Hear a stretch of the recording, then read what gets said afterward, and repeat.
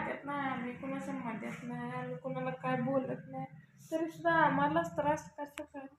बरं हो दे, तू उगं टेन्शन घेऊ नको. संकट हे जीवन आहे म्हणल्यावर प्रत्येकाची येते तेच काय. नाही प्रत्येकाच्या आयुष्यात अडचण असते. प्रत्येकाला सुखाचे दिवस येतात असं नाही.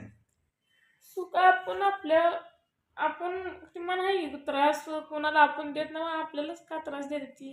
कारण आपण खऱ्यानं वागतो, खऱ्यानं राहतो, सत्तेच्या मार्गावर चालतो आणि खऱ्याच्या मार्गावरून सत्तेच्या मार्गावर जी चालतं त्याला पाऊलागणिक अडचणी येते त्याच. नमस्कार मित्रांनो. तर तुमच्या कविता ताईला आज लावली बघा इथं सलानी. 2 दिवस झालं कणकणी आली, पण मागची कामं काय झालं ना. ती मसाला करायचे होतं, ऑर्डरी टाकायच्या होत्या, त्यात पंढरपूरला आज गेलतो, त्याचा त्यात उपवास तुम्हाला तर आम्ही सांगितलं. पण जास्त त्रास व्हायला लागला. त्रास कशाचा त्याला, आता कमरेचा त्रास कमी, पण लवणीतच गोळा आला, त्यामुळे तिला पायच उचलं ना आणि त्रास व्हायला लागला चालाय. मग म्हणलं चला जाऊन दवाखान्यात नेऊ एकदा, काय असेल ते असेल. आणि हिला पहिल्यापासून एक सवय आहे की सलाईन लावली शेवटी ही नीट होत नाही. गोळ्या इंजेक्शनावर हिचा म्हणजे कुठलाही आजार असू द्या कधी कवर होत नाही. म्हणून आलो घेऊन. जरा बँकेत बी काम होतं, ते पण नाही झालं. डोक्याला ताप आहे बघा, सांगून काय उपयोग नाही. हिला सांगावं तर ही टेन्शन घेते, म्हणून हिला तरी कुठली गोष्ट मी सांगत नाही. तर आता या वयसाला अर्धी बाटली संपली.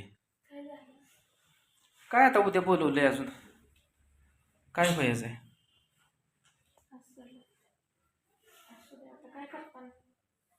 आता काय करायचं, तुझी सलानी संपली की जायचं घरला.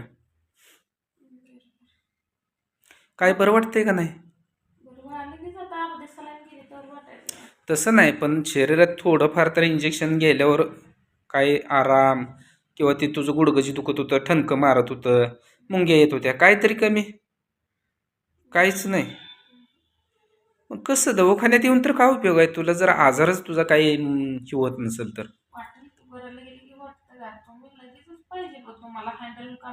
आता माणूस कसं म्हणतं, कसंच म्हणतं तूप खाल्लं की रूप येतं. मग आता ही अर्धी बाटली तू खाल्ली या, तुला काहीतरी बरं वाटाय पाहिजे का नाही? बरं तू काय खोटं सांगत नाही, मला सांग. असं ही सलाईन लावली, आता ही शिरतनं जाते, त्यापेक्षा ही बाटली जर उचलून पेलं तर का होईल? नाही, तू आजारी सारखी पडती का म्हणून मी तुला विचारतोय. जर बाटलीच पेलं तर काय होईल? ती तिथं लटकावस तर कापायचं तिथनं आकार आहे.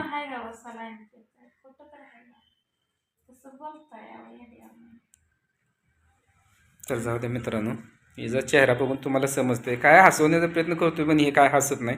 कारण ही ज्या ती म्हणच आहे की ज्याचा त्रास जय त्याला माहिती.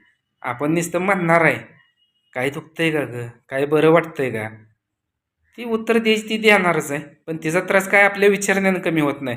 पण एक माणसाची समजूत किंवा म्हण आहे की माणसाला विचारल्यावर तेवढंच थोडंफार बरं वाटतं, दुखणं कमी होतं.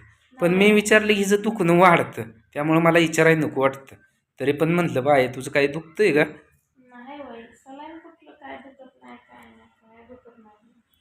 मग काय येडी म्हणून तू दवाखान्यात आली का?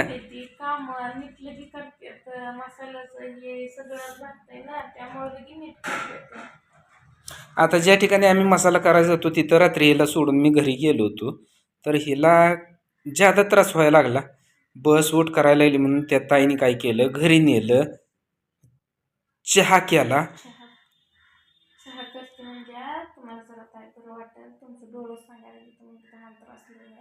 कणकणी जास्त आली, त्रास जास्त होतोय. डोळ्याकडे बघून डंक बंद केला, मला घरी नेलं, चहा केला, चहा म्हणले जरा म्हणजे तुम्हाला बरं वाटतं. पण त्यांचं काम त्यांनी केलं बरं, जरा तेवढंच मला बरं वाटलं. पण जे काय वेदना होणार आहेत ते थांबल्या नाहीत, त्या वेदना चालूच होत्या. वेदना चालूच होत्या, तरी पण त्यांनी तुझ्याकडे तुझ्या चेहऱ्याचा हावभाव बघून तुला घरी नेलं, चहा पाजला. घरी नेलं पहिल्यांदा म्हणल्यावर रिकामं कसं पाठवायचं म्हणून ही जी ओटी भरली. आजकाल माणूस एवढा विचार करत नाही. ते कोण आपण कोण, एखादं तांब्यावरून पाणी देत नाही आजकाल माणसाला. तुम्ही कुठला आम्ही कुठला असं म्हणतं, पण जे आजकाल आपुलकीनं माणसं वागते ती का नाही, खरंच लय भारी वाटतं. त्या ताईने रात्री मी जास्त हिची म्हणजे काळजी घेतली, मसाला करत हिच्याकडे लक्ष ठेवायचे. हे कारण सारखी गुडघ्यात हे चमकायला लागलं की उठून उभा राहायची बसायची अशी म्हणजे एका जागेला थांबली नाही. त्यामुळं त्या ताईने बी हिच्याकडे लक्ष दिलं. त्यामुळं रात्री आम्हाला यायला लय उशीर झाला. त्यामुळं रात्री आम्ही व्हिडिओ टाकला नाही. पण सकाळी आज अर्जंट काम होतं आमचं. ते बी काम मी तुम्हाला एक दिवशी सांगेन की अर्जंट काय होतं ना आम्हाला कुठं जायचं होतं. वेळेची वाट बघू जरा. ती लय थोडंसं टेन्शन वाया मोठं ओरलंय टेन्शन. थोडंसं ती जरा किचकट काम आहे त्यामुळे तुम्हाला सांगता येत नाही. तरी पण मी सगळं स्टेप बाय स्टेप सांगणार आहे. फक्त ती होस्तोर गप बसायचं आहे. झालं की बरोबरच मी काय असेल ते काम लावणारच आहे. जाऊ दे तू टेन्शन घेऊ नको. डोकं कशा पाय धरलंय तू. काय नसतं ना आपल्या मागं काय ना काय लागतं. हे बघ नियतीचा फेर आहे ते कोण चांगले जे मागे येतून गरीबाचे मागे येतो. आता तिच्या डोळ्यात पाणी आलंय बा. पण कोणाच्या आद्यात नाही आम्ही, कोणाच्या मध्यात नाही आम्ही, कोणाला काय बोलत नाही, तरी सुद्धा आम्हालाच त्रास कसं काय. बरं हो दे तू उगं टेन्शन घेऊ नको. संकट हे जीवन आहे म्हणल्यावर प्रत्येकाचे येते तेच काय. नाही. प्रत्येकाच्या आयुष्यात अडचण असते. प्रत्येकाला सुखाचे दिवस येतात असं नाही.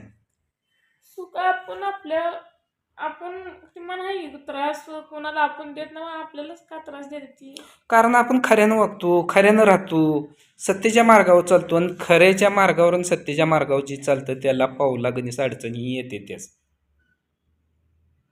आणि खरं सांगायचं मित्रांनो जसं आम्ही स्वामी शिवेत शिरलोय बरं का तेव्हापासून एखाद्याला आम्ही कपटपणा तर करायचा लांबच राहिला. वर तोंड करून बोलायचं म्हटलं तर आम्ही 10 वेळा विचार करतो. आपल्यामुळं कोणाला त्रास नको ही आमची भूमिका पहिली असते. आणि आम्ही खरंच सांगतो कोणाला त्रास दिला नाही. भयंकर लोकांनी आम्हाला त्रास दिला आहे तरी पण आम्ही ते विषय सोडून दिला आहे. तू तुझ्या घरी सुखी आम्ही आमच्या घरी सुखी. आम्ही तुला त्रास देऊन तुझं काही दुःख कमी होणार नाही, वाढ होणार आहे. त्याच्या घरात बी कोणतं आपल्यासारखं असेल ते अजून टेन्शन आजारी पडणार. जी काय क्रिया होते ती परत आपल्याच बोकांडी येणार आहे. त्यापेक्षा आपण सरळ सुरळीत जीवन जगायचं. आपण विचार करत तशी पुढची विचार करत नाही तेव्हा पुढची विचार तसा करत नाही ते त्रास द्यायचं काम तेवढं करते ती. त्यांचं कसं नीटनीटकं होईल एवढा विचार करते ती. आणि खरं सांगायचं म्हणजे त्रास देणारी लांबची नसते ती आपल्यातलीच असते ती. तेवढं पण कसं आहे वेळेची वाट बघायची आहे.